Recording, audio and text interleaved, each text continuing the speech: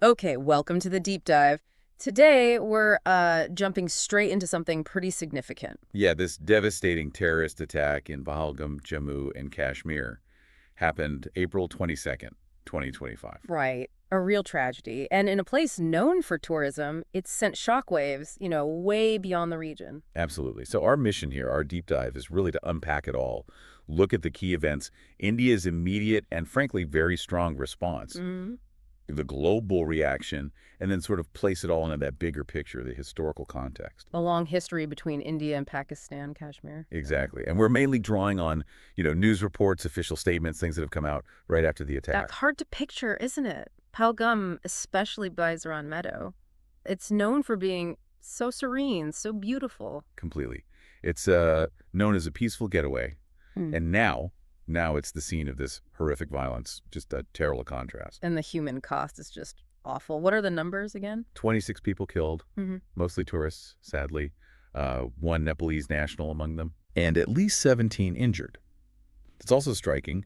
Most victims were men, part of that growing number of visitors going to Kashmir Yeah. recently. And right away, the finger pointed towards Pakistan-based groups. Yes, almost immediately, which, as you'd expect, has just plunged India-Pakistan relations into, well, a deep crisis. Prompting some really drastic actions from India, which we'll get into. Okay, so let's start with the attack itself, Baizaran.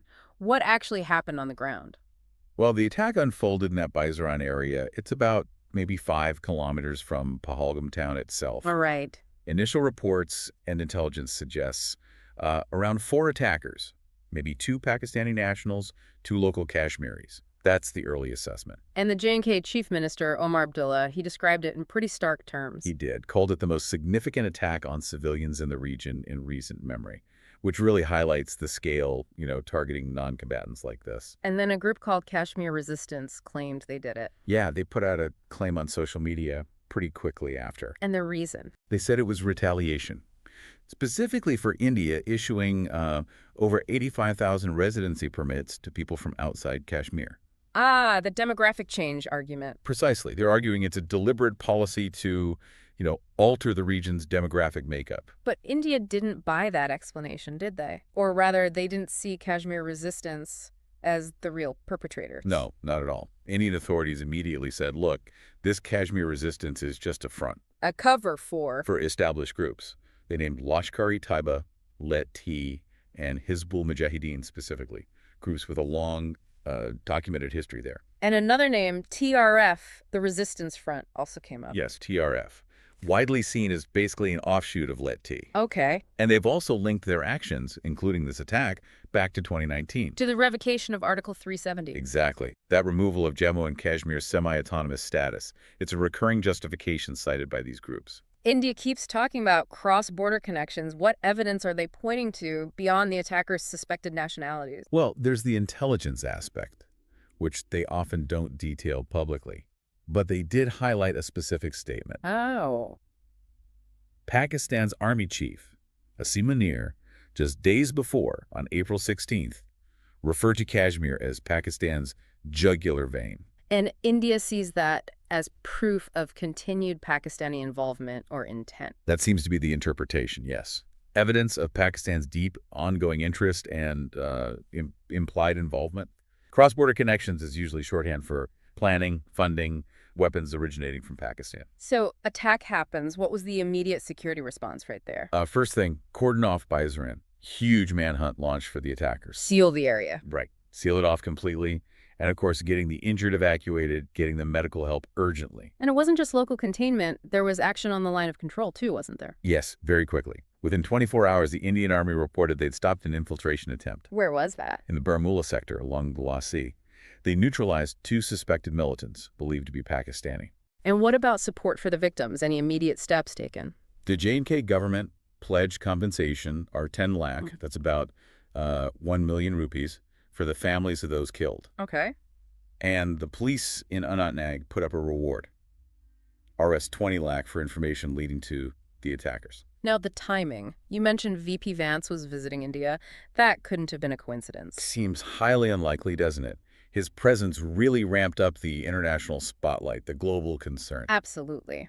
Which brings us to India's response. It felt Qualitatively different this time. It really did. Prime Minister Modi cutting short his Saudi trip, flying back for an emergency cabinet committee on security meeting that signaled something big was coming. So the CCS meets. What did they decide?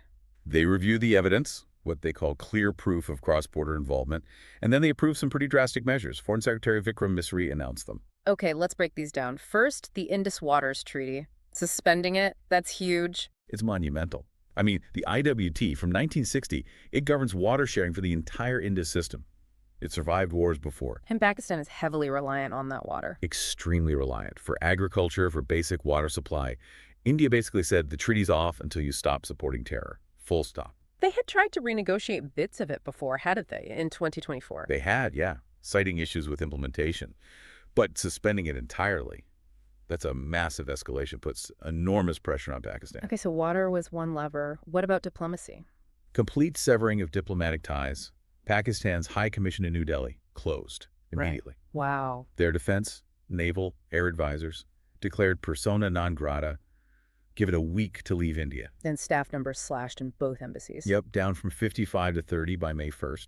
And India recalled its diplomats from Islamabad. So basically, no formal diplomatic channel left open. And then visas and borders. Also dramatic. All visas under the SARC scheme for Pakistanis revoked. No future visas to be issued. And anyone currently in India. Pakistani citizens got a 48-hour deadline to leave, and the Attari-Wagah border crossing closed indefinitely. Shut down. Shut down. And the broader security message, military readiness. The CCS put the armed forces on high alert, ready for potential military action, counterterrorism operations, whatever might be needed. And they convened an all-party meeting, too. Right, to build political consensus, show national unity on this. You said this feels like the strongest reaction since Pulwama in 2019. Why more so than, say, the Balakot airstrikes? Well, Balakot was a direct military strike. Significant, yes, but this. Suspending a major international treaty, cutting all diplomatic ties, the visa bans. It's a much more comprehensive, systemic break. It impacts multiple domains simultaneously. And public figures in India were weighing in, too. Oh, yes. Assam's chief minister, Himanta Biswa Sarma, called for India to really demonstrate its resolve. And we saw others, like the former cricketer Trivets Goswami, saying, stop all cricket with Pakistan and sporting ties completely. And Big protests in Jammu. People demanding really tough action, reflecting that widespread public anger. Okay, so India acts decisively. What about the rest of the world? How do they react? Mostly strong condemnation of the attack itself. President Trump in the U.S. called PM Modi, called it deeply troubling, reaffirmed support. And VP Vance was right there. He was. Called it heartbreaking. Seeing the immediate aftermath, essentially. Who else condemned it? A lot of countries. Russia, President Putin called it a heinous act.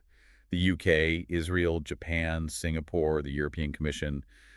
Pretty broad condemnation of the violence. And Pakistan's official line? Their foreign ministry put out a statement, expressed sorrow, offered condolences. But India wasn't having it. Not at all. Dismissed it as completely inadequate, demanded concrete action against terror groups within 48 hours. A very clear ultimatum. Any notable silences internationally? Yeah, China and Canada were conspicuously quiet. China's silence. Maybe not surprising, given their ties with Pakistan. Exactly. Their all-weather friendship, plus their own stance on Kashmir. Canada's silence is likely tied to those ongoing frictions with India over the Khalistani issue. So geopolitics at play there, too. Right. To really get why this is such a crisis, we need that historical context. Can you briefly run through the core issues? Sure. It all boils down to Kashmir, really. Since the 1947 partition, both India and Pakistan claim the whole region, but control parts of it. The line of control. Right. And this dispute has led to 3 major wars, 47, 65, 99, and countless smaller clashes. Plus, India consistently accuses Pakistan of backing militants fighting in Indian-administered Kashmir. A proxy war, basically. And things really deteriorated after 2019. Definitely.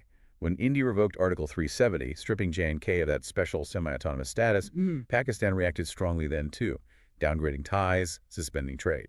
And this Pahalgam attack follows a pattern of major attacks triggering crises. Sadly, yes. Think back, the 2001 Parliament attack, 2008 Mumbai, 2016 Uri, 2019 Pulwama. Each one was a major flashpoint. And India's responses varied. They did. Military action sometimes, like after Uri and Pulwama. Other times, more diplomatic pressure to isolate Pakistan. There was that brief ceasefire in 2021. Didn't last. No. The underlying issue, India's accusation of Pakistan sponsoring terror, never went away. Relations remained frosty. So this attack may be an attempt to shatter India's narrative about Kashmir returning to normal, especially after they held local elections. That's a very plausible interpretation. A brutal way to say the conflict isn't over, despite India's claims of stability.